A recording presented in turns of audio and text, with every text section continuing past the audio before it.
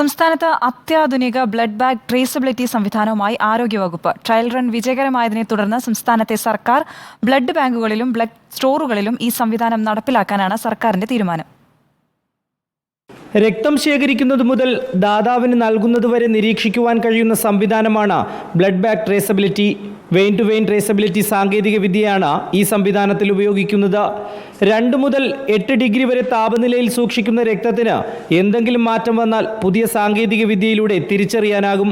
Blood ബാഗിൽ ഘടിപ്പിച്ചിരിക്കുന്ന radio frequency identification label മുഖേനയാണ് താപനിലയിൽ മാറ്റം വരുന്നത് തിരിച്ചറിയുക. രക്തത്തിന്റെ താപനില കൂടുന്നതോ കുറയുന്നതോ രജിസ്റ്റർ ചെയ്ത മൊബൈലിലോ ഇമെയിലിലോ അറിയിപ്പായെത്തും. ഇങ്ങനെ ഉടൻ തന്നെ ആ രക്തം പിൻവലിക്കാൻ സാധിക്കും. ശേഖരിച്ചു വെച്ച രക്തത്തിന്റെ എക്സ്പയറി ഡേറ്റും കൃത്യമായി പോർട്ട് ഓർമ്മിപ്പിക്കും. ട്രയൽ റൺ വിജയകരമായതിനെ തുടർന്ന് സംസ്ഥാനത്തെ 42 സർക്കാർ ബ്ലഡ് ബാങ്കുകളിലും 57 ബ്ലഡ് സ്റ്റോറുകളിലും ബ്ലഡ് ബാങ്ക് ട്രേസബിലിറ്റി സംവിധാനം നടപ്പിലാക്കാനുള്ള പരിശ്രമത്തിലാണ് ആരോഗ്യവകുപ്പെന്ന് മന്ത്രി വീണ ജോർജ് വാർത്താക്കുറിപ്പിലൂടെ അറിയിച്ചു. റിപ്പോർട്ടർ, തിരുവനന്തപുരം.